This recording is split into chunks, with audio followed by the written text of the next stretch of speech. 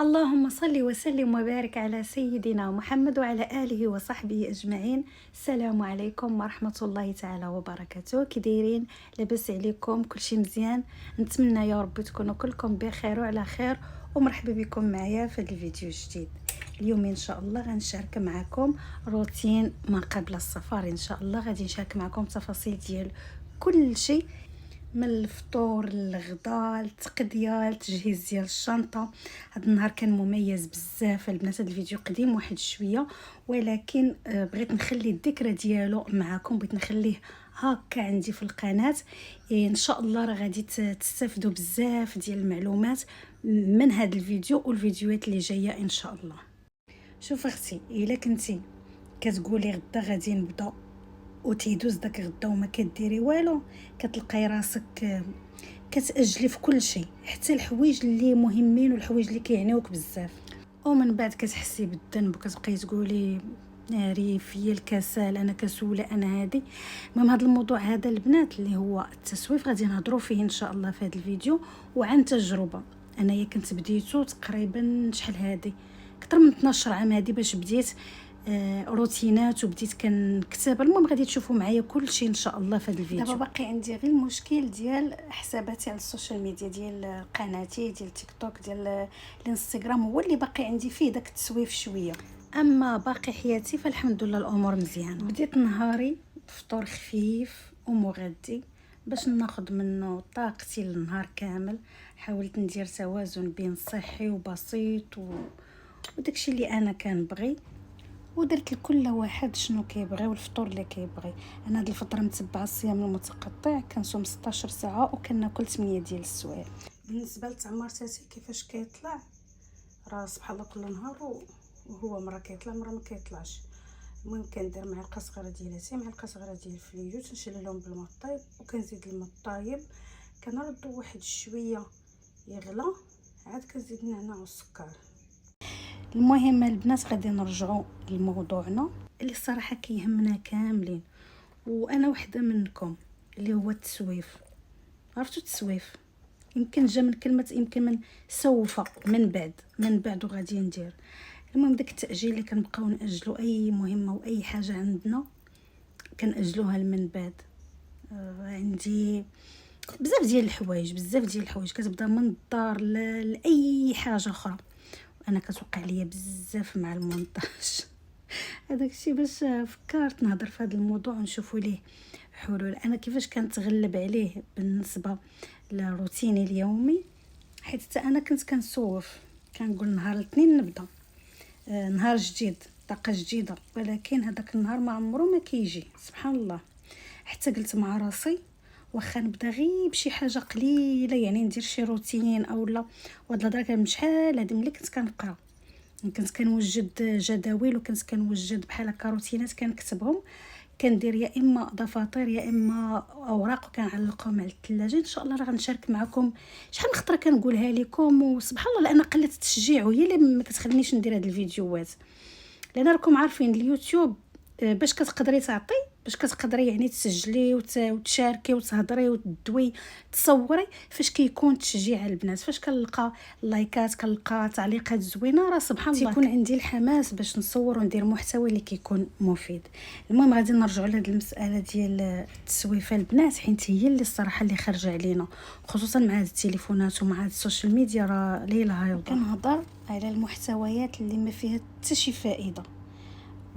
هذه دبزات مع هذه مع امها، هذه مع اختها، هذا مع باها، هذا فهمتوا؟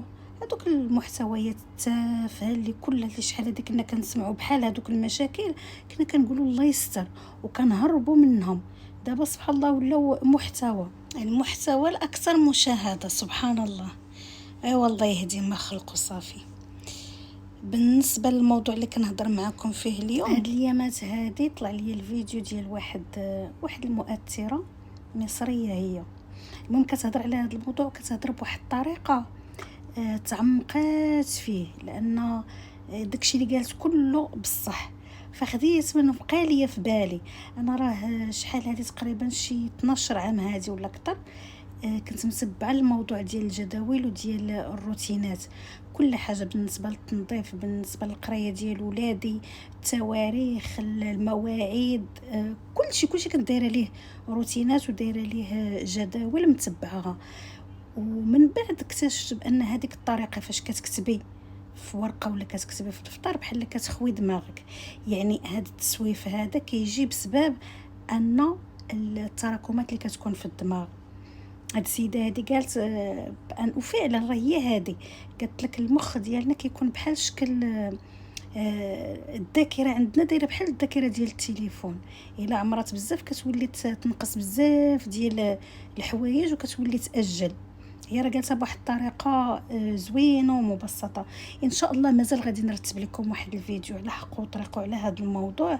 خصني غير نتغلب على التسويف فيما يخص التصوير واليوتيوب، اما باقي حياتي الحمد لله روتيناتي كنمشي عليها، اموري مزيانه. لكن غير فيما يخص التصوير والمونتاج والمحتوى اللي انا كنقدمه خاصني نخدم عليه مزيان. هذا هو اللي شويه بقى كنسوف فيه كما قلت لكم، وباقا ما مركزاش عليه مزيان. ولكن ان شاء الله تنوعدكم باذن الله، حتى هذه هي الحاجه اللي كتعجبني، وهذا هو المجال انا اللي لايقه فيه راحتي.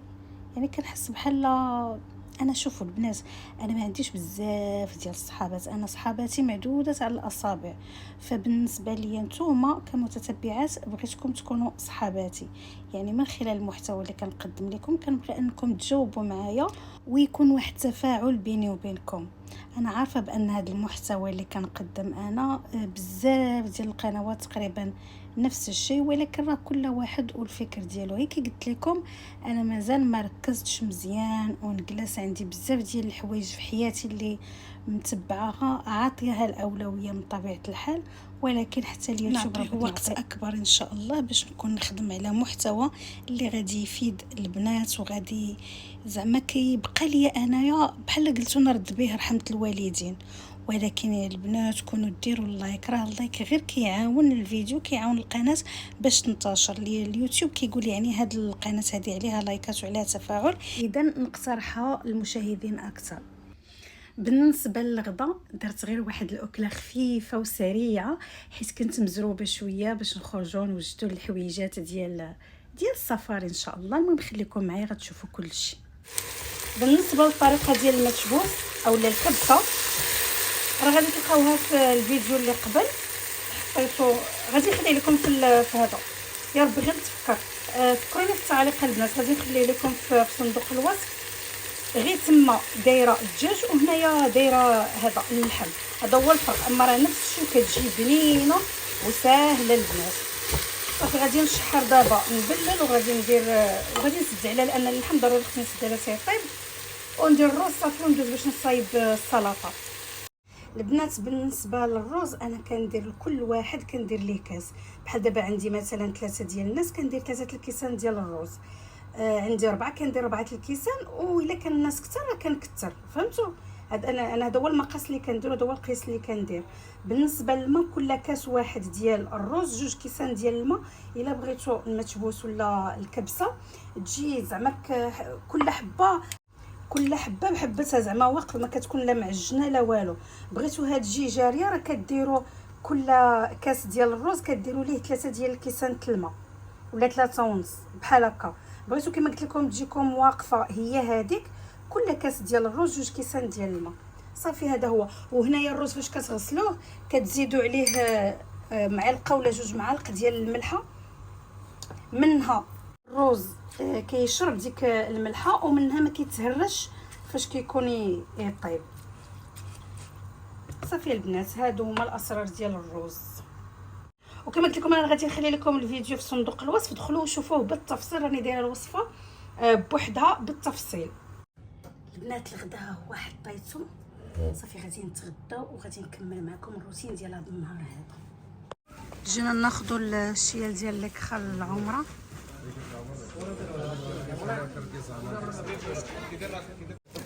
هنايا انا عندي وحده في الدار وزيد جوجات. بالنسبه للموضوع ديال اليوم البنات اللي هو المماطله ولا التسويف، للحديث باقيه مازال ان شاء الله غادي نهضروا زعما فيه في هذا الموضوع هذا.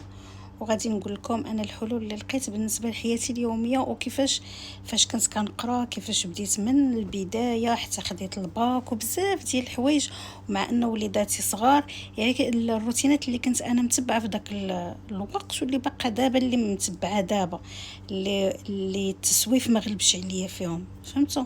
نتمنى غير تناقشوا معنا في التعاليق وخليو لي الاراء ديالكم. كما قلت لكم راكم صحاباتي، يعني نتناقشوا في هذه المواضيع هادو. هنا البنات كنا خرجنا تقدينا على قبل السفر، مازال غادي نقول لكم التفاصيل ديالو كل شيء ان شاء الله. هذا خديت هذا اللانجيت هذا، ما فيش الكحول، ما فيش الروايح، ما فيش بزاف ديال الحوايج يعني للبشره الحساسه كنا بغينا. وخديت شي حويجات لان السفر غادي يكون برا في الباص، الكار بحال الكار، هذاك مينيبيس هو هذاك.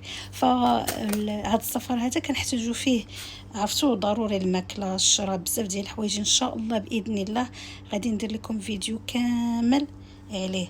هنايا كنت دزت حتى للصيدليه، خديت الادويه وخديت واقي شمس، خديت كاع الحويجات اللي غادي نحتاجو. خديت علب ديال المكسرات، المكسرات هما مفيدين بزاف وصحيين.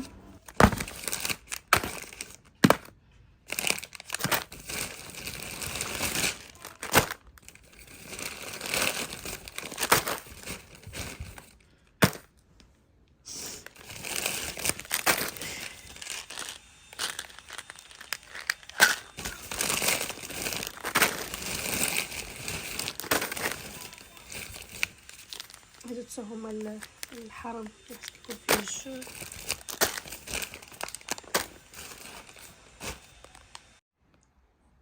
هذه غندير فيها هادشي تاع الاكل، هذه غندير فيها داكشي ديال الشامبو والادويه، الادوات الصحيه.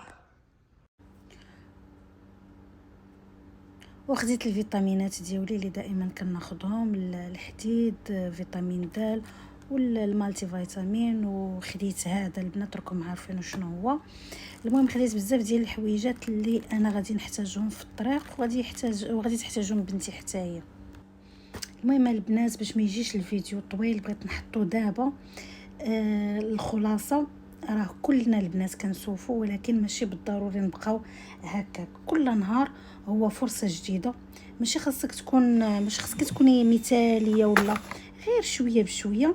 المهم انا عن تجربتي الشخصيه، ملي بديت نخدم شويه بشويه حياتي تبدلات، ولات عندي طاقه اكثر وثقه في راسي، والاهم حسيت براسي كنحقق شي حاجه عليها. من ديك الساعات فاش كنت بديت القناه، فاش بديت قناتي، مع اني كنت كنقرا وكان ولادي باقيين صغار وكان عندي بزاف ديال المسؤوليات، ومع ذلك حليت قناه في اليوتيوب وقلت غادي نبدا، لاني كنت دايره روتينات وكنت بديت كنتغلب على داك التسويف، وبديت كننظم حياتي شويه بشويه.